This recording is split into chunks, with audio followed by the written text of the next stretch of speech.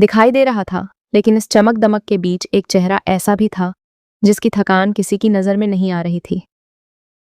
वह थी घर की बहू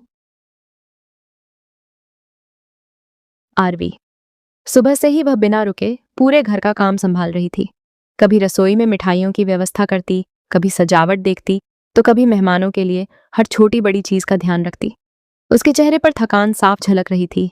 बाबूआ आदि तिक थी, लेकिन फिर भी वह बिना किसी शिकायत के मुस्कुराते हुए अपना हर काम पूरा कर रही थी। तभी बाहर से बच्चों की हंसी सुनाई दी।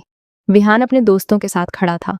तभी किसी ने मजाक में कहा, अरे क्या हुआ, इतना हंस क्यों रहे हो? किसी ने कोई जोक सुनाया क्या?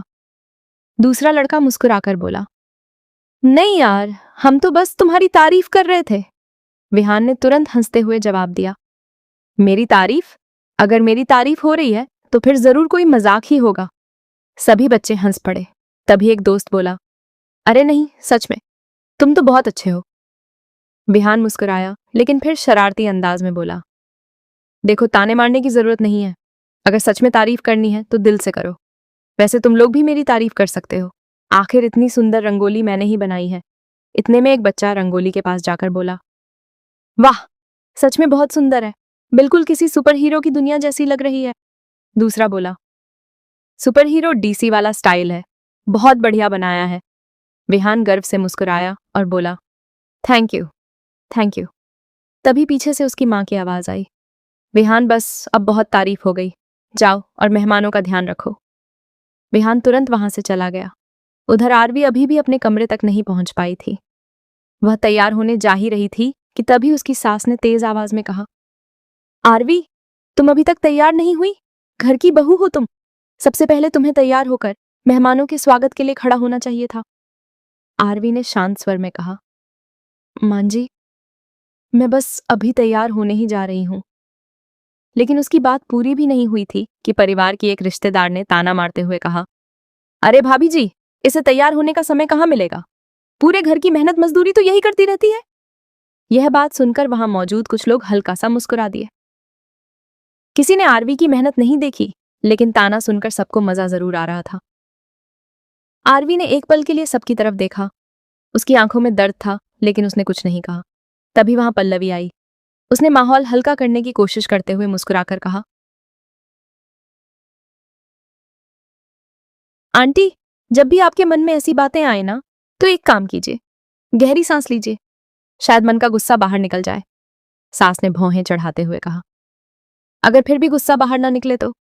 पल्लवी तुरंत मुस्कुराकर बोली, तो फिर थोड़ी देर सांस ही रोक लीजिए, शायद फायदा हो जाए। उसकी बात सुनकर वहां खड़े कुछ लोग अपनी हंसी नहीं रोक पाए। सास का चेहरा गुस्से से लाल हो गया, लेकिन वह कुछ बोल नहीं पाई। तभी दूसरी रिश्तेदार मुस्कुराते हुए बोली, एक बात तो माननी पड़ेगी, पल्लवी बिल्कुल सही कह रही है। मैंने अपनी आंखों से देखा है कि इस घर की असली ताकत अगर कोई है तो वह आरवी ही है। सुबह से लेकर रात तक पूरा घर उसी के भरोसे चलता है। अगर एक दिन भी यह काम ना करे तो पूरे घर की व्यवस्था बिगड़ जाएगी। यह सुनकर कुछ पल के लिए वहां सन्नाटा छा गया। पहली बार किसी ने सबके सामने आरवी की मेहनत की खुलकर तारीफ की थी, लेकिन सास को यह बात बिल्कुल पसंद नहीं आई। उन्होंने तुरंत बात बदलते हुए कहा, बस बस, बहुत हो गई बातें, अब सब लोग अपने अपने काम में लगो। आरवी ने एक हल्की सी मुस्कान दी और धीरे से अपने कमरे की ओर बढ़ गई। उसके कदम भारी थे। कमरे का दरवाजा बंद करते ही उसने आईने में खुद को देखा। चेहरे पर थकान थी, आंखों में हल्की नमी थी, लेकिन फिर भी उसने खुद को संभाला। उसने मन ही मन कहा, आज दिवाली है, आज किसी की वजह से अपनी मुस्कान नहीं खोऊंगी। उसने अलमारी खोली और साड़ी निकालने लगी। तभी उसकी नजर दराज में रखे एक पुराने लिफाफे पर पड़ी। वह कुछ पल के लिए ठिठक गई। यह वही लिफाफा था जिसे उसने कई महीनों से हाथ तक नहीं लगाया था। कांपते हाथों से उसने उसे उठाया। जैसे ही वह उसे खोलने लगी, तभी बाहर से किसी के जोर से चिल्लाने की आवाज आई। पूरे घर में अफरा तफरी मच गई। आरवी घबराकर कमरे से बाहर दौड़ी। बाहर पहुंचते ही उसने देखा कि सभी लोगों के चेहरे का रंग उड़ा हुआ था और सबकी नजरें घर के मुख्य दरवाजे पर टिकी थीं।